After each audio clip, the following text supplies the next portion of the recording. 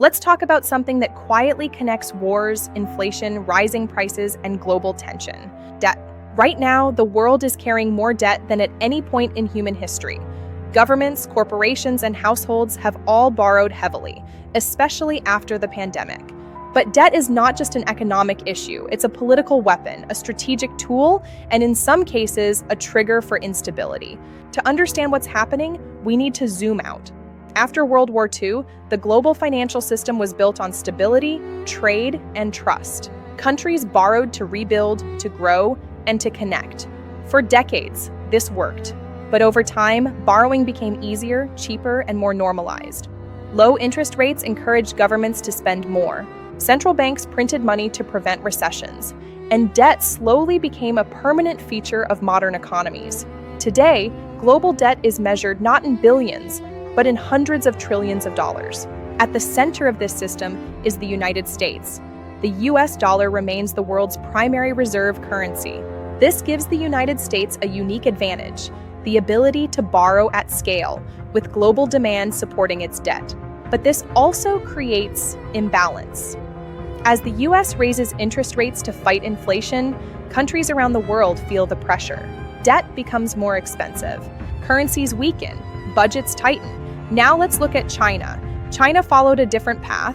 Instead of consumer-driven debt, China relied heavily on infrastructure, real estate, and state-backed lending. For years, this fueled rapid growth. But now, cracks are appearing. Property developers are struggling, local governments are heavily indebted, and growth is slowing. China is not collapsing, but it is adjusting, and adjustments at that scale affect the entire global economy. Then there is Russia. Sanctions and geopolitical isolation have forced Russia to restructure its financial system almost overnight.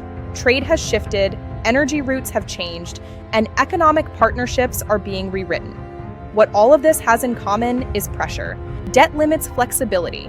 When governments are heavily indebted, their options shrink. Spending becomes political, cuts become dangerous, and public dissatisfaction grows. History shows us something important. Economic stress often precedes conflict, not always through direct war, but through instability, protests, nationalism, and power struggles. Inflation adds fuel to this fire. As prices rise, wages struggle to keep up. Savings lose value. Trust in institutions weakens.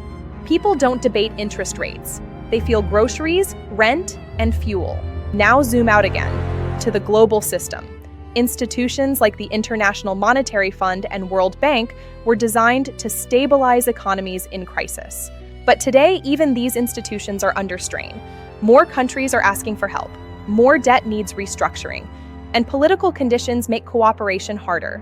At the same time, global trade is becoming less efficient. Supply chains are fragmenting, countries are prioritizing security over cost, and economic alliances are forming along political lines. This creates a new kind of world, not fully globalized, not fully divided, but tense. In this environment, debt is no longer just a number, it's leverage. Who lends money matters, who controls payment systems matters, who sets the rules matters. This is why conversations about currencies, trade blocks, and alternative payment systems are becoming more frequent. Some countries want less dependence on the dollar, others want more protection from sanctions, and some are simply trying to survive. So where does this leave us? The world is not heading toward a single collapse. It's moving toward a slower, more complex realignment. Debt will not disappear, but how it's managed will decide stability or chaos. The next decade will not be defined only by technology or military power. It will be shaped by balance sheets, interest rates, and trust. Because in today's world, financial pressure can be just as powerful as force. And the countries that adapt wisely will shape what comes next.